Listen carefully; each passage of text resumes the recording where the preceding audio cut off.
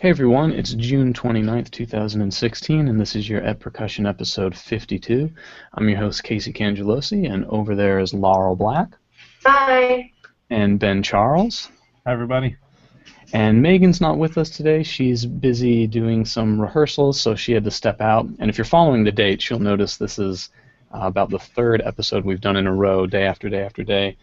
So totally understandable, and it's just funny how the guest schedule worked out like that. But listen, he is the CEO of Innovative Percussion and the first vice president of the Percussive Arts Society. Ben, do you know what the Percussive Arts Society is? Are you familiar with this on my shirt? Ben? I'm not. Could you tell me about it? Well, I just thought I'd ask because they have this big convention every year, and I don't know. You should go. It's kind of cool. Okay, he has past served as the Director of Marketing for the Pearl Corporation and Artist Relations Manager for Remo. His percussion diplomas are from Potsdam, New York, and a master's degree from USC. So thanks so much for joining us, and welcome, George Barrett. How's it going? Hello. Thanks for having me, guys. Yeah, sure. So what's kicking around at the IP factory right now? What's new, and how have your days been? Oh, it's been good. It's been good. We're sort of in that pre-back-to-school time here where we're trying to stock up on as much product as possible and get all of our dealers and distributors stocked up, so when band camps and back to school and everybody heads off back to school in August, they've got all the IP they need. Now, are the reports I've read true that the Pius Chang mallets have just kind of tanked the company entirely and nobody wants them and they break right out of the box and they give you a rash? Is that true? I'm not sure about the breaking right out of the box, but I know there's another series of mallets that seems to be dominating it at the moment. So. Oh, good to hear. The Janus Potter series, that is. Yeah. George gets it. Come on, Ben, just buy them. Just buy them. You know what they sound great on? They sound great on timpani, triangle. Love the triangle like every week. Xylophone, it doesn't matter. Unfortunately, Pius is not here to defend himself, but I imagine he will chime in at some point. We'll get him on here. Yeah, we gotta talk about that. I gotta have that fool on for sure. Tell me when, because I want to spectate. Yeah, well, that's what's great about the format. You can just join in anytime. Yeah. Can you tell me a little bit about? I saw first vice president of PAS, and then there's also a second vice president. After looking at this, I'm not really sure how the whole leadership structure at PAS works. Can you enlighten us a little bit? Sure, happy to. The structure, or the board of directors structure, was sort of redone and reformatted a couple of years ago, where they decided that to have a actual board of directors in addition to the executive committee and the officers, and then create a board of advisors from what was the old board of directors. And that old board of directors basically met once a year and sort of approved what went on with the industry, with the organization, and what was not involved in the day-to-day, month-to-month activities. They wanted to increase the number of folks that were involved in the day-to-day and month-to-month activities besides the executive committee, with some people who were based in the Indianapolis area, since that's where headquarters was, influential business people or musicians in the area. To talk about the actual executive committee structure, you've got obviously a president, which is Julie Hill, and to be president of PAS, you basically have to commit to 6 years on the executive committee. Wow. 2 years as president-elect, 2 years as president, and then 2 years as past president. And that's sort of how they ensure smooth transitioning between officers. And so you have 2 years to sort of, if you've not already been on the executive committee, you have 2 years to sort of learn how things work as president-elect, and then 2 years to be president, and then 2 years to help the new president with information and create continuity. My position as first vice president used to be called treasurer. Okay. Previous to the organization growing to the size it is today, the treasurer's position was really the financial guy for PAS. Now, with a strong executive director and a CFO in Amy, there's somebody who's dealing with the finances of the organization on a daily basis. So they still wanted the person in that chair to be a strong financial business background person, and preferably somebody from the percussion industry who could bring that side of things to the decisions and to the committee, which is fairly dominated by collegiate percussion educators. So, go ahead. Do you think people ever look at oh, this is a problem because George Barrett is part of a specific company, so thus PAS is going to favor this company or something? Do you think people well know that no, that's not actually a problem, and these things are separate, or do you ever hear anything like that? Well, I mean, the only time that I think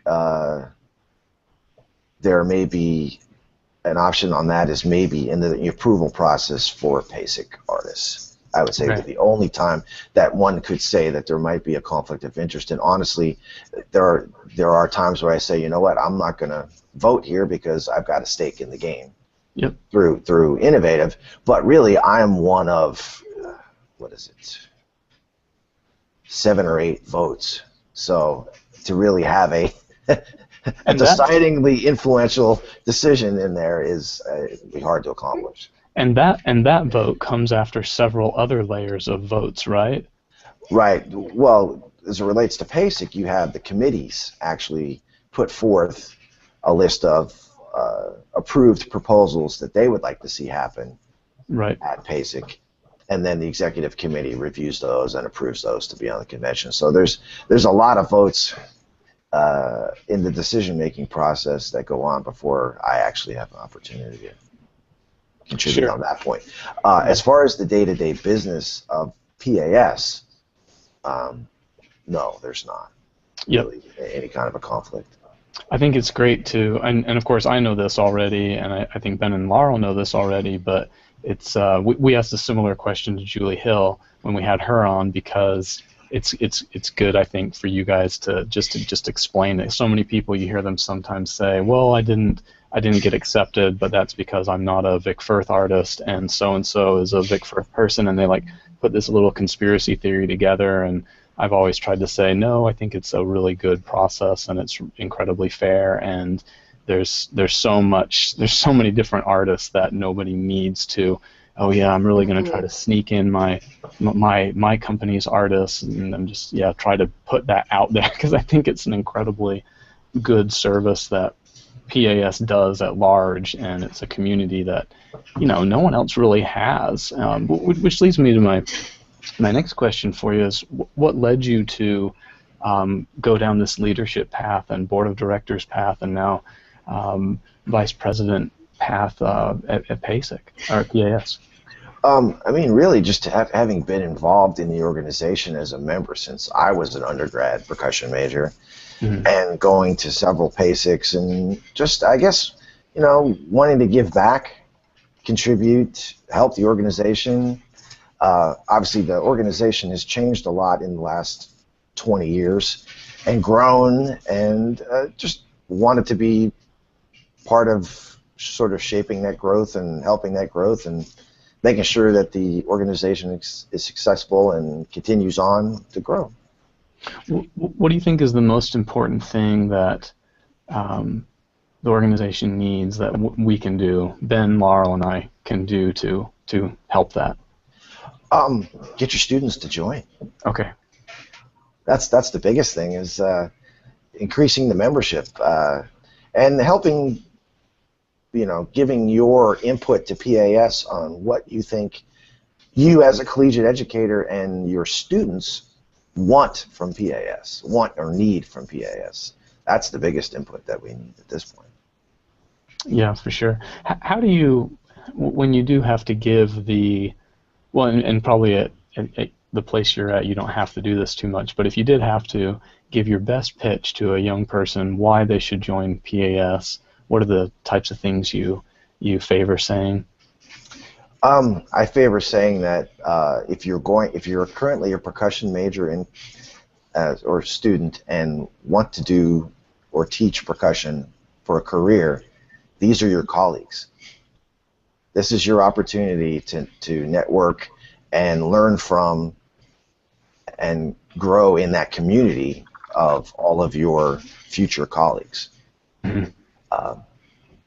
You know, and obviously PASIC being that ultimate opportunity to see the most amazing players in the world, learn from them, you know, network with your future colleagues, network with your idols, the people that you aspire to be like. There's no sort of, I think, event in the world that will allow you that opportunity. Do you guys, It's sort of like have photos from your first PASIC when you first met all these famous people? Do I have any? I know my first PASIC, which was like 2005, I think. Like, I have like super dorky, like 18-year-old me pictures with like Gordon Stout and Zubkovic and all these, like, it's like really nerdy, but it's a super cool thing. Like, you know, you can't go meet Tom Cruise if you want to be interested in acting. It doesn't work like that, but for music, it kind of does. Pretty cool. You can walk around the convention center and run into all these amazing players that you've studied and played their music and wish you could study with and have an opportunity to actually talk with them.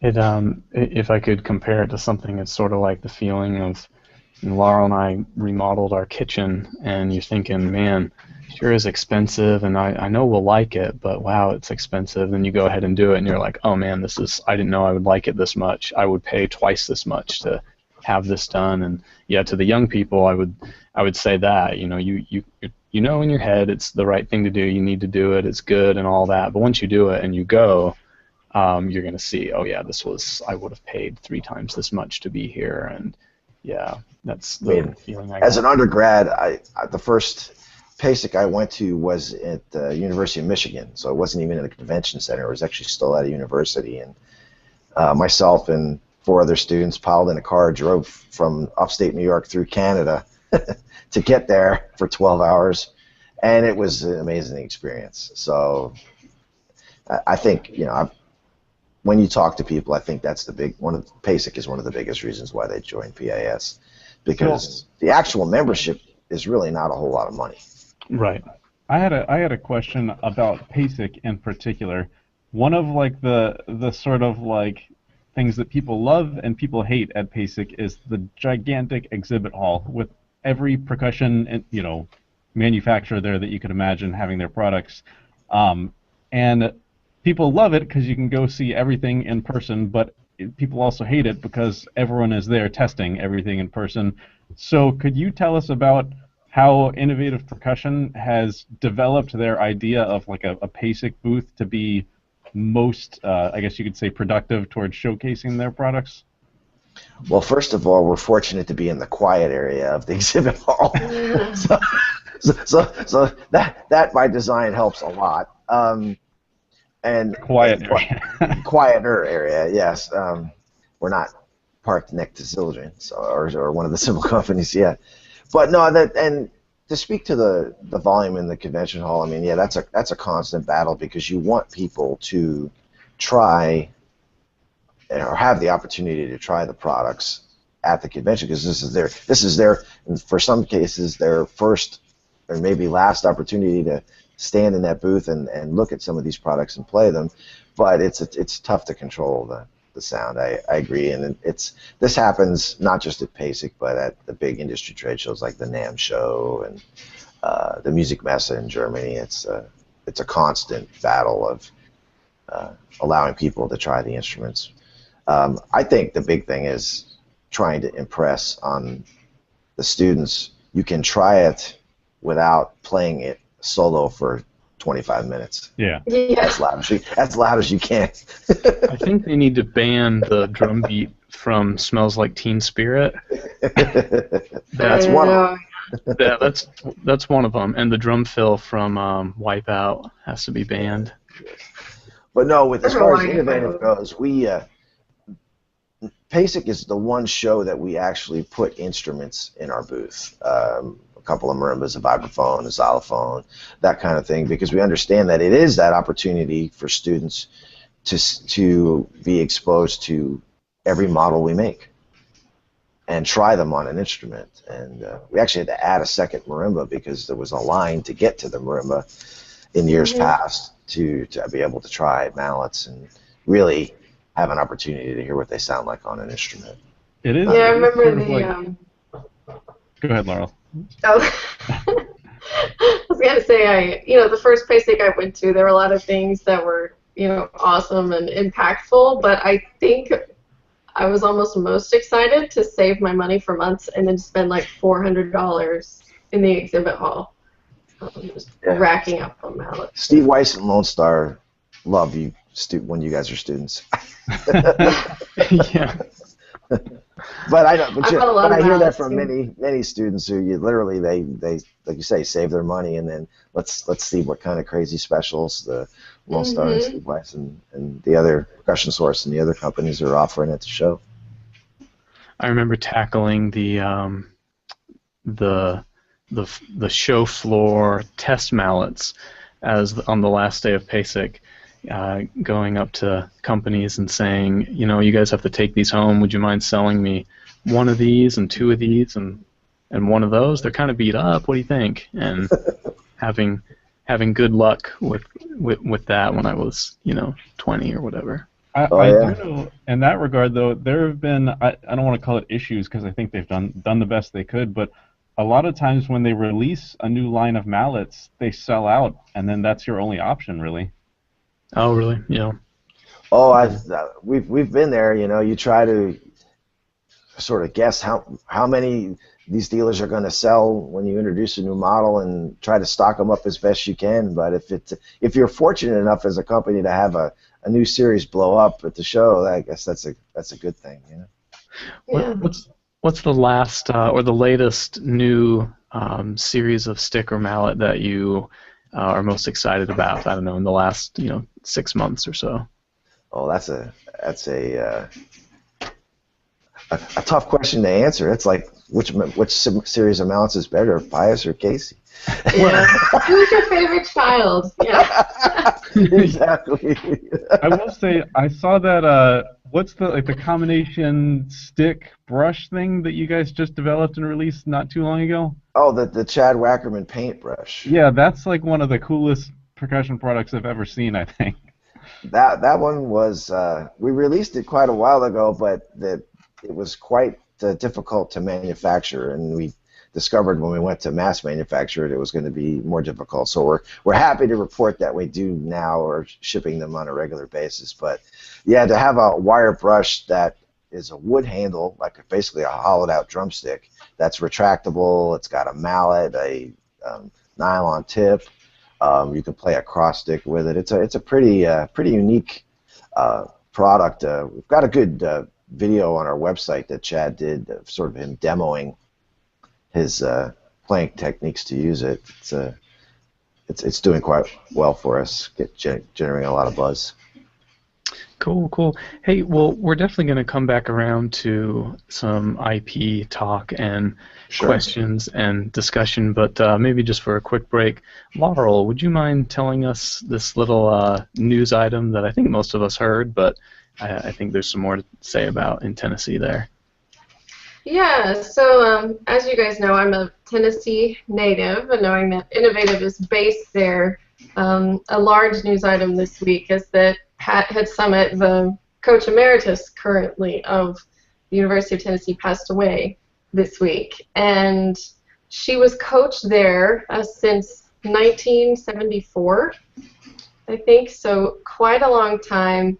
I looked up some things about her just to share with you all, because she has an interesting facet of her coaching style that really focuses on education, and there's something very pedagogical about that. But here's a little bit about Pat.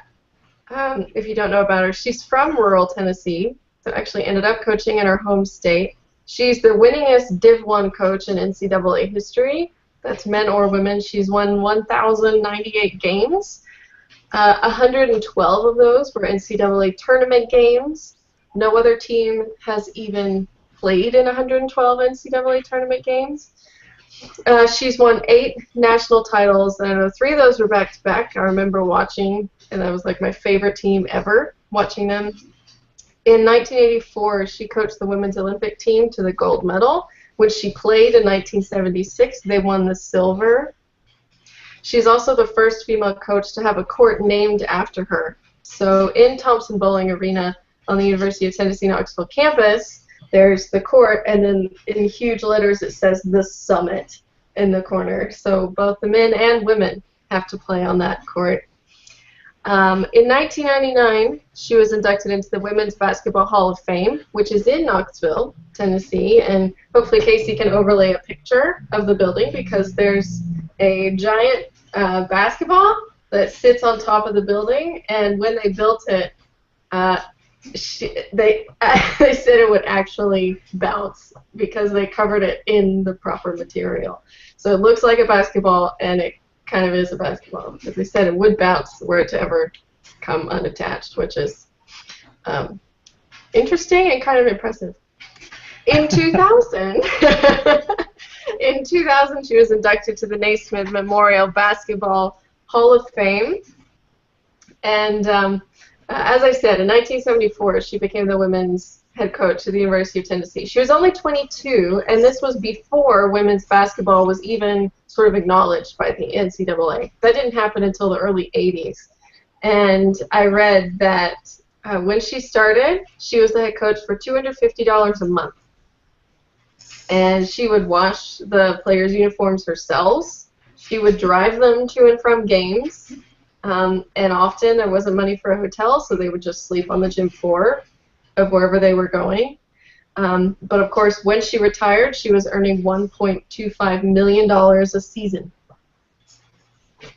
So talk about work, talk about having a force of change upon an industry. But perhaps one of the most impressive things, and something that in the community of Tennessee growing up there, especially in Knoxville, was that Pat was incredibly concerned for her players' welfare in terms of get your education. Like, yes, it's very tempting to, once there was a pro-women's association, to do that, to think about money and endorsements and things like that, but she really stressed for them to get their education, and every single player who completed their eligibility that played for 4 years under her at UT graduated, or at the time of her death was on time or on track to graduate.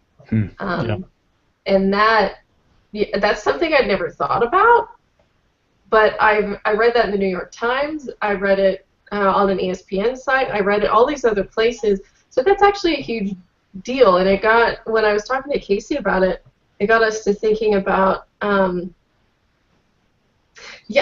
just the skills of being a mentor that's able to do that, to not only coach players to do what they want to do, to win, but to also convince them that, no, this other thing really is important, because they're just like music students in a way, dealing with their own practice, their own training, and then team practice or ensemble practice, and then also dealing with classes, which, really none of us really cared about very much. You just took them because you had to, especially the gen eds.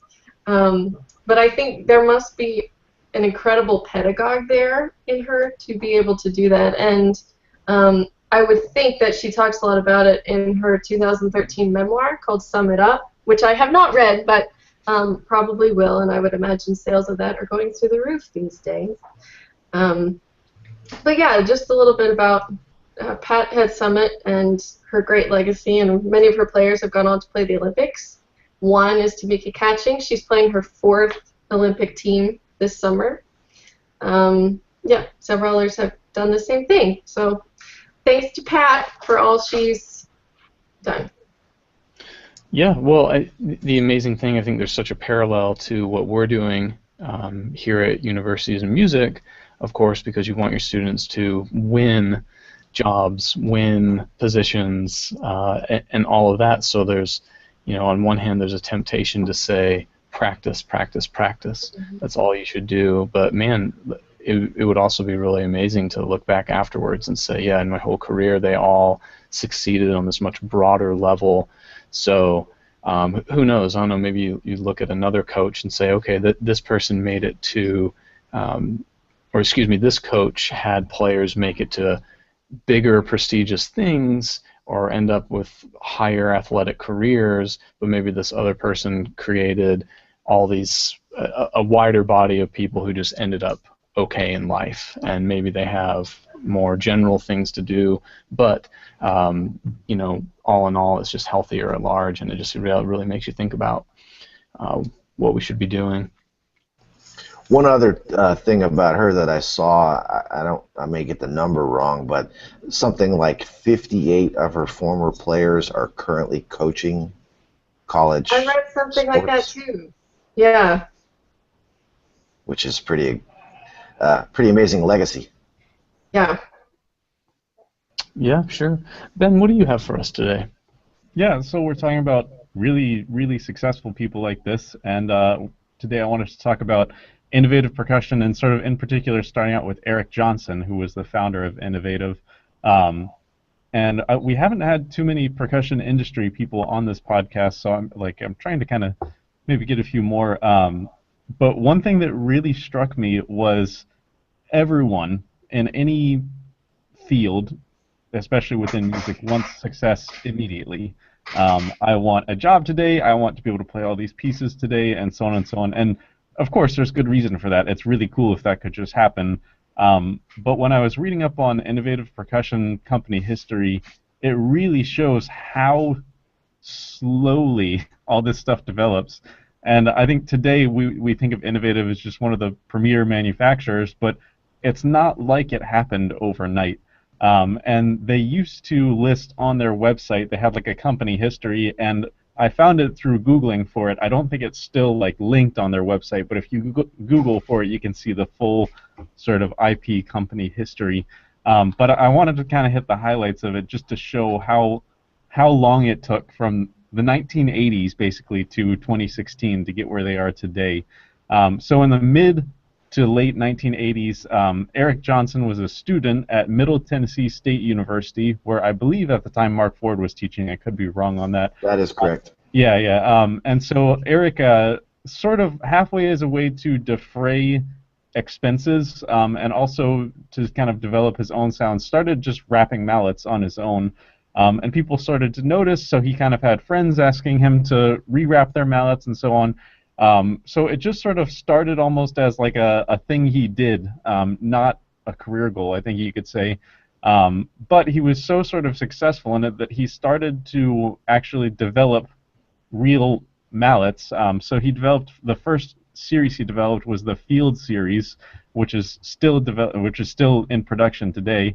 And then in 1991 he developed a set of concert marimba mallets that were actually originally intended for an artist that later left for another company, but they're still produced today as the Soloist series. And then at that point, Erik also graduated from the University of North Texas and moved back to Tennessee with all these ideas to start a company, and he started kind of recruiting his friends to help out at the beginning. So let's see here, getting ahead of myself in my notes. He, at this point, started kind of seeking out influential performers and college professors to help him out. And he had, in 1992, a friend of his from MTSU, Chris Long, joined Innovative as a mallet craftsman, and he's currently vice president at the company still. It was their first time exhibiting in PAS in 1992, and it was also the first time that drum corps expressed an interest in using IP mallets.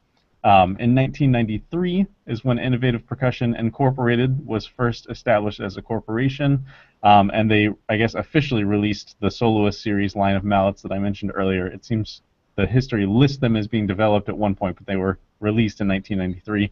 In 1995, Erik joined the Cavaliers Drum and Bugle Corps as the front ensemble consultant, which he used as a testing ground for new products. And they also began publishing music. Some of their first publications were Head Talk and Stewernick by Mark Ford and November Evening by Christopher Norton.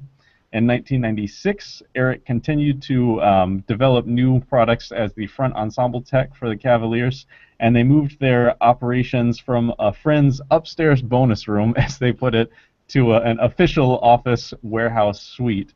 And then they also added the fifth mallet to the Soloist series line, which is the IP240, and that has proven to be the most popular mallet in their company history. In 1997, they developed their Innovative Percussion logo that we know today, with sort of the stylized eye at the beginning of it. And James Ross joined the IP family as their first sort of orchestral artist and started developing orchestral mallets, which are obviously still in production today.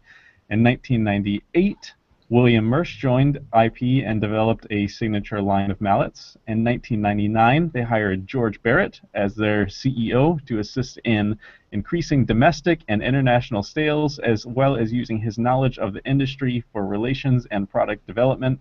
Obviously, my own words, I'm not quoting it all.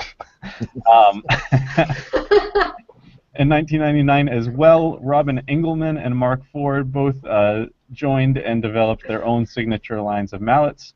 In 2000 was the first time they developed drumsticks and drum mallets to become more competitive and sort of diversify their portfolio, as you might say. They designed a faster and more consistent machine for wrapping mallets, along with a machine to apply latex covering. They opened relations with international customers in Asia and Europe, followed by Australia and Canada. So this is 2000 was the first time they sort of really broke out on the international scene. They also established more deals with distributors and wholesalers to make their products available domestically a little bit easier. And the Cavaliers in 2000 was the first drum and bugle corps to win DCI high percussion using IP products exclusively. 2001 saw new signature models from Jim Campbell, Lalo Davila, Paul Rennick, and Anders Estron. They also released concert series of mallets for concert bass drum, gong, and timpani. And as far as I can tell, it's the first time they displayed at these four big conventions: the Texas Music Educators Association, Texas Bandmasters Association, Midwest, and the National Association of Music Merchants. In 2002, they moved to their present location in Nashville, Tennessee, and Christopher Lamb joined the company, developing his first model of signature drumstick, which was sort of, I think, one of the first serious orchestral sticks IP had produced. And that's also the year that they introduced their stick and mallet bags. In 2003, Ed Sof joined Innovative Percussion and developed his own first signature model of drum set stick, and Ed was just announced that he's being inducted into the PAS Hall of Fame this year. So that is another artist on IP's roster in the PAS Hall of Fame. 2003, they also introduced new brushes and alternative sticks, and they became involved in the WGI activity. In 2004, Henry Go joined Innovative Percussion as their customer service representative, and I wanted to mention that because whenever I have to get in touch with Innovative, I'm usually talking to Henry, who is always awesome for me. 2005 saw new lines of mallets from Janice Potter and Jerry Tashwa. 2006, they introduced steel drum mallets. 2007, Ludwig Albert joined and developed his own signature mallet, which, as far as I know, was the first European artist with a signature mallet. 2008, Nebojša Živković and Shi Wu both joined and developed their own mallets. Phantom Regiment won DCI and high percussion, becoming the second corps to win DCI and high percussion using IP. And four of the top five DCI drum lines used Innovative Percussion exclusively. In 2010, Innovative had all three top percussion groups, Phantom Regiment, the Cavaliers, and the Bluecoats, under their umbrella. In 2011, David Friedman joined the company and developed his own mallet. 2012, our very own Casey Cangelosi and his best friend Pius Cheng joined the company and began developing their own signature mallets, which would come 2 years later. And Sheila E. joined IP in 2012 as well. In 2013, Sandy Rinnick launched a signature line of keyboard mallets, and Sheila E.'s drumstick also was released. So that's sort of the you can see this gigantic company didn't develop like in a week, it seems. So that's the sort of Cliff Notes version of IP company history. George, can you please grade that report? It's quite accurate, and by the way, that timeline does exist on our website currently. So Gotcha. Everybody wants to check that out. There's a link, I think, at the bottom for company history or about us. Or if you just Google innovative percussion history, it's the first thing that comes up. But yeah, if anything was wrong, it was completely plagiarized from that, so it's not my fault. No, no, that's a lot's happened. Let's put it that way. From the time that Erik was literally in the bonus room in a garage of his friend's house with 2 or 3 employees. Which when I met him, I moved to Nashville 5 or 6 years prior to joining the Innovative to work for Pearl, and I met him, and literally he was working out of the house. And yeah, just like Steve Jobs, for that matter. Yeah, you know. Or the other sort of comparison I used in talking to Erik about that was Remo Belli, because I worked for Remo for several years and knew Remo well, and who unfortunately recently passed. But his business started out. He was a player. He was a jazz swing band drummer, and moved to LA to play, and wound up opening a drum shop, and started experimenting with stapling plastic to wooden hoops to make drum heads, and everybody laughed at him when he was showing them to him, saying, "Remo, nobody wants a plastic drum head." And we know how that one turned out. Yeah. So knowing Erik and meeting him, and he and Chris and a couple of guys working out of the house, and then when I joined in 1999, there was about 5 or 6 employees, and now we've got 35 employees. It's changed quite a bit. And would you say that 35, like, is that seems like less than I would have expected? Is that a fairly like standard number for a company like Innovative or any other manufacturer? It just really depends on the size of and the mass of the product line and things that you're offering. I mean, compared to some other drumstick companies, and I think we're probably fairly average, Mm-hmm. So you guys, I had to get up because the doorbell rang, and you'll never guess what it is. It's a box from Innovative. I recognize that logo. A mallet that I asked Nick for. What wonderful timing. Couldn't have paid for that timing, but anyway. I know. How about that? I think I think there's some timpani mallets in there for me as well. Oh, did you ask for some? I did, yeah. I asked Nick to throw some of those in the box if he could. So cool. Yeah. Awesome. You know, Ben, I had no idea that Chris Long was in there from the very beginning. And I'd heard about him before I was an Innovative artist, because a lot of people, the word on the street, this is sort of before I was with any company, the word on the street as far as my groups of friends was, yeah, Innovative's really got the vibe and marimba mallets down.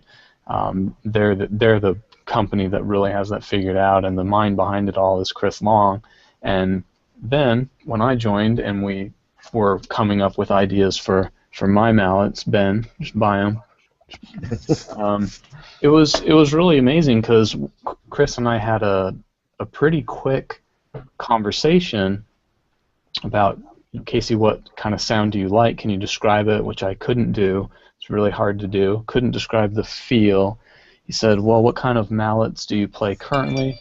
And I told him this one type, which is just crazy hard and articulate, then this other type that's really heavy and legato, and they're totally different.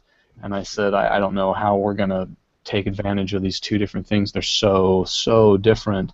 And Laurel, you remember this. He sent back the first prototypes, and we were done. Yeah, it was incredible. Yeah. Chris is a pretty amazing guy. Yeah, and his story with Innovative is interesting. As he was basically an undergraduate at MTSU. Several years after Erik went through there, Erik was actually, I want to say, teaching adjunct at MTSU when they met. Yeah, he did. He went back and taught adjunct. And basically, Chris would help him hand wrap mallets to get free mallets as a poor college percussion major. So he wasn't even getting paid; he was just getting like paid in mallets. And they would like meet halfway between Nashville and Murfreesboro and hand off a bunch of mallets that needed to be hand wrapped and so on. And Chris was literally, I think, like employee number 2.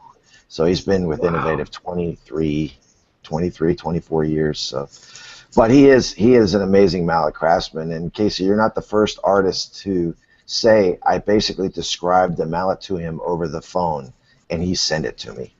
Exactly what I heard in my head, he sent to me. So he's the ultimate mallet craftsman for sure. Yeah, it was really amazing. Even the weight was right, and the feel was right, and the point of balance is right, and yeah, it was really, really surprising. I thought we'd at least go back. Yeah, I knew he was good, and I wasn't expecting to go back and forth 50 times, but I thought we'd go back and forth. I thought 10 times at least, but he sent the prototypes. Laurel and I loved them. Of course, I've taken Laurel's input all along the way. And then the longest part of the whole process was the aesthetic of the look of them. And turns out this yarn does not come in every color on the planet. So we had to talk about how we wanted them to look, and whether to use a crown and what color for the crown, and la la la. That was the longest part of the process. I mean, all the important stuff was done on the first step. And I believe Pius said very similar. Just the sound was done very quickly. We're fortunate a lot of times for things to go that way, and then of course there's those times where it takes longer to, where you have to find more unique materials, or like the Chris Lamb xylophone mallets that took several years to materialize itself, but not only because Chris Lamb, that is, his motto is basically, if you haven't tried every permutation between A and B, then you haven't done your homework. So the time was working through all the permutations to find the exact thing. So one thing that's so like funny to me that I don't think people think about with this sort of stuff, people outside of the industry, is that like they don't make yarn for marimba mallets, or they don't make wooden dowels for marimba mallets. It's just yarn, or they're just dowels. So you're like, imagine opening up a catalog of yarn and trying to find the right one for your marimba mallet. It's literally, there are just thousands of yarns, and you've got to kind of take a guess out of the blue. No, and you're subjected to the whims of the clothing industry, because we run into problems occasionally where yarn gets discontinued, colors get discontinued, types of yarn gets discontinued, and it's not because anything to do with the percussion industry. It has to do with that's no longer fashionable, so they stop making that material. Wow, I never thought about that. That makes total sense, though. And so we do have several yarns that we actually have custom made for us, that literally they spin a yarn in a particular amount of wool or acrylic or whatever, and specifically for us, though, because that now it's certain series that we do so much volume of. So I have a question actually about this. Like, obviously, when you're first getting started out, the mallets are all being hand wrapped, and probably I would imagine most of the prototypes are kind of hand wrapped. But I know I've heard of the mallet wrapping machine. Could you tell us about that? I've heard it described in very accurate detail, but never seen a video or anything. And you probably won't. It's a very unique. We have 2 of them, and they're very unique machines, and very specific to what we do. And so that's one of those proprietary things that we don't share with the rest of the world. A marble goes down a ramp, and that hits a lever, which pulls a string, which sets a balloon off, which turns a wheel. Exactly, but no, I mean, the original wrapping machine that Erik had when I got here was literally parts of a washing machine motor and a go-kart chain and a record turntable. You guys remember what records are, right? Yeah. You know, those small things that. Yeah, so a record turntable and a cymbal stand, and it was a very, very homemade piece of machinery. But it could wrap a mallet in 14 or 15 seconds, so that was the handy. Wow.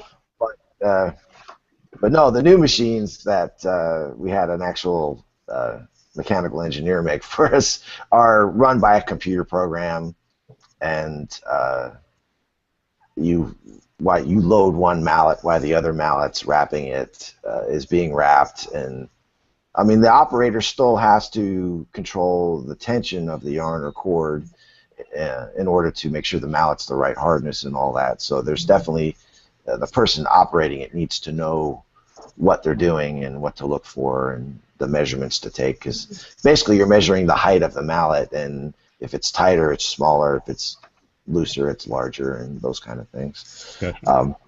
But it's very consistent. That's the biggest thing. Is to quote Erik, you know, people always say there's nothing better than a hand wrapped mallet if you're making a set of 4 for yourself. If you're making 400 pair, there's nothing more inconsistent than a hand wrapped mallet. So we pride ourselves on the pair of Casey Cangelosi's you get today will be the same as the ones you get 2 years from now. So, and I think that saying has, I mean, as technology has gotten better, I feel like that saying kind of means less, because the machine wrapped mallets are so good now. I remember when I was a kid, that was something to watch out for. These ones are hand wrapped, these ones are machine wrapped, and sure enough, the machine wrapped ones, yeah, they did have this certain, I don't know,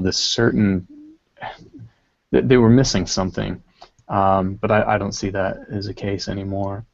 No, we've really got a machine that by the way it wraps the mallets, it allows you to really make it very, very consistent and have a good quality product every time it comes off the machine. Yeah, I had Yamaha. My first set of Maruma mallets were Yamaha, just one in each hand, little red, machine wrapped. They sounded like kind of plasticky. Yeah. Some of that could have been the material that was wrapped with too. So yeah, of course. Hey, all your experience in the industry, of course with Innovative, but then even before that, this super general question, but what changes have you seen? And I don't know if you could kind of tell us, where it's going. I know it's kind of a typical cheesy question, but I'd love to hear it. Like, what's changed over the years? Oh wow. I think that one of the biggest things is there's a whole lot more percussion companies out there than there were especially when I was a student. I mean, there was, obviously all the big drum brands were still around, but I think there's a lot more, not custom, but a lot more smaller companies out there now that are doing great things with great products, that guys have started out of garages. I mean, even when you look at the drum set side of the business, there's so many of these custom, woodworkers who are turning out some amazing drum sets and snare drums and such. So I think it's just there's a lot more options than there were previously. I think those options are more readily available to the industry. I mean, it used to be that when I was a student, basically you bought from Lone Star, you bought from Steve Weiss. Mm-hmm. Those were the two places you shopped. And I think there's several other specialty percussion shops out there now that are making this wide variety of products more available to students and such. But as far as the industry, I don't know. I mean, it's one could say there's a lot less family-owned businesses than there were, a lot of conglomerates. But I mean, that's business in general. Whether you're in the music business or any industry, that sort of mergers and acquisitions and all of these brands being rolled up under one master company. I think that's pretty much just the nature of industry as a whole. What's it like as far as, do you and Neil Larrabee from Vic Firth get together and hang out ever? Or is it's like, I know it's peaceful and everything, because I've seen everyone and everyone seems really cool, and but I don't know, is there ever any type of collegialship amongst you guys? To a point. I mean, actually, if you talk about Neil, I mean, we go back prior to my work at Innovative. He was a Pearl Adams artist when teaching the cadets of Bergen County Drum Corps when I was working there as a marketing director. So our relationship predated this whole Innovative thing. But no, I mean, we always talk to our competitors, and to the point of have a collegial conversations about the industry or State of the Union or whatever. Obviously, it's a highly competitive industry because there's really only a handful of companies that do what we do. But we can have a good conversation about life and what's going on with the families and those kind of things, as well as Yeah. Then go back and fight furiously over market share or artists or whatever it might be. Friendly competition, I think, is probably the best way to describe it. It just seems like a great air, over what I observe. Everyone is just a really, really, really great scene. Ben, I'm sorry, I think you have something. Yeah, one thing I wanted to talk to George about and kind of get out there is, I guess it's sort of a two-part question, but one, could you talk about a company's relationship with what we'll call like signature artists, and then also just, we'll call it educational endorsers? A while back I had a conversation with Anders Estrand, and he was saying that it drives like people at Zildjian crazy when people call and say, oh, I want a sponsorship, I heard you can get deals and you guys will pay me, and that's not really what that sort of relationship is about. So could you talk about what your idea of a good endorsement relationship would be? Sure. Yeah, that is an interesting topic. I mean, the difference between art, all of our artists are artists. I guess the difference between just an educational artist and a signature artist is really just the fact that we've developed a product with that signature artist, shall we say, and that's the difference. I mean, our artists are our artists. They're all part of the family.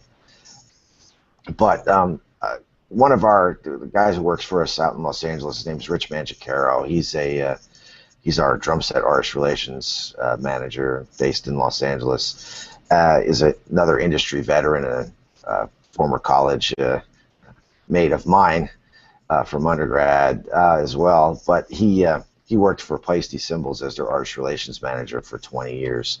So he dealt with a lot of that during the same times that I was the Remo artist relations manager. And he wrote a great article about endorsements. And to kind of sum it up, I think he said a lot of people think, or players think, that if I get the right endorsements, I will get the gig that I really want playing. Or I can make a living through endorsements, and that's not totally not true, by the way. No, the trick is get in the practice room, woodshed your brains out, become this amazing player, and all those good things and endorsements will come to you. But I think there's, and we see it all the time, that there's folks that think if I have all these endorsements, then my career, then I've made it. I've got my career is achieved, and that's sort of the backwards side of things. I said the same thing to people about publishing. They say, I'm trying to get my piece out there. I can't get it out there. What should I do? Maybe I should try to get it published. And I'm saying, yeah, the publisher sadly won't be interested in it until they see it's already out there. So I think that's analogous to the gig. You know, the company's not going to get you the gig. The company's going to be attracted to you because you have the gig. Likewise, the publisher's not going to get you the performances. They're going to be wanting to publish you because your piece is getting performances. And and the endorsement really is about promoting the company's product. That's the ultimate. You know, how can you help as a performer? How can you help the company promote and expose people to your products? Because that's really the ultimate goal is grassroots marketing. Innovative is still a relatively small company, but when we were very small, we didn't have money to buy ads in trade magazines, and so all of the marketing that went on was through artists and grassroots marketing, and that's really how Erik built Innovative up to where it is today. As CEO, George, are you still really involved in kind of keeping a lookout for artists, or is that delegated elsewhere? No, I mean, we've got, yes, there's Nick Phillips is our marketing manager, but there are several of us that are still very involved in the artist relations aspect of it, especially Erik, Nick, and Henry, as we mentioned, and then there's Carol Carpenter, who does our educational artist relations in California, and Rich is a drum set person. So there's a team of people, and me having an artist relations background, having done it for a lot of years prior to my current role, we all have relationships with different artists that we deal with. So it's in a company our size, I may have the title of CEO, but I probably have a dozen hats I could wear in any given hour of the day, depending on what's going on. On that note, real quick, this is a dumb question, but could you tell us, like, when you say like artist relations specialist, I can picture what that person does. What does the CEO of a percussion company do? Like I said, wear a lot of different hats, but no. What I'm involved in is sort of the, whether it's overseeing sales and marketing, overseeing the financial side of Innovative as far as the money and the day-to-day, bill paying and all those kind of things that, not the glamorous part of running a business, but the things you have to do, and whether it's HR related stuff you have to deal with on that particular day. It's and then of course sales, dealing with all of our larger customers and distributors around the world that sell our products. So it's really a laundry list of different responsibilities you deal with. And then, of course, we've got great guys like Chris who, obviously I work with him on a daily basis as it relates to, over the production of our products, but he's the one who's doing all the scheduling of all the production and buying all the raw materials, and he's got guys that work with him that help him with that. So it's really just, helping to coordinate the team in a lot of different ways. Excellent. Hey, we do have a Facebook question, and I think some of the answer to this we've probably spoke of a bunch already, but maybe if there is a chance to elaborate. Caleb Pickering says, percussion companies seem to come and go in waves. What helped IP stand the test of time and become one of the powerhouse companies for sticks and mallets? I saw that question pop up on Facebook, and it's a really good one. Obviously, Erik's drive and motivation to continue to make this happen, and literally when he started this, he was teaching adjunct at college, teaching high school marching band, teaching the Cavaliers, and basically not making any money from Innovative Percussion because he was paying everybody else that worked here, and Chris and the other guys initially. So his willingness to sort of take one for the team initially and find other ways to sort of pay his personal bills to make innovative happen. So his drive and willingness to do that and all that. And then now I would say it's the team at Innovative that has really made Innovative go where they are. We have the office staff has been at Innovative a long time. We don't have a lot of personnel changes. Most, there's about 8 of us in the front office here. Everybody's been here more than 10 years, except for one, Alex, our new marketing customer service guy, who's been here a couple of years. But Nick, at 10 years, was the new guy for until Alex got here. So he and Henry have been here like 12 years. Laurel, our director of finance, and Ethan, our ops manager, and myself have been here 16, 17 years. Chris has been here 23 years. Our production manager's been here over 10 years. That's what makes Innovative grow and be innovative, is the longevity of the team that's been involved in making Innovative grow. Erik was really, really proud of that. I mean, I hear him talk to people about it all the time, that he's been fortunate to have a group of guys commit to the plan and to this project and stay with it. And he has another expression he talks about: if you say something bad about Innovative Percussion to any one of these guys, you're apt to get in a fight, because they take it very personally, and it's something very passionate to them. So that's really what I would say has made Innovative grow and go, is this just having this team of guys devoted to this project for so many years. Cool. Well, I can tell you from my end, it's certainly likewise. The same feeling, and it's always great to see you and Erik and Chris at the booth at every PASIC. I guess I see Nick at every PASIC and Henry at every PASIC, and yeah, it's just very, very, yeah. Hey everyone, Casey here. As you can probably tell from the choppiness of the video that started happening there at the end, we're having some technical issue with our Google Hangouts YouTube upload thing. And anyway, this is where the episode has to end today. I'm not sure how this happened, but thanks so much to George. It was a really great episode, really insightful, and sorry the end was cut off there. And hope to have you on again. Thanks so much, George, and thanks everyone for listening. Thanks Megan, Ben, Laurel. So, okay everyone, catch you next time. Thanks, bye-bye.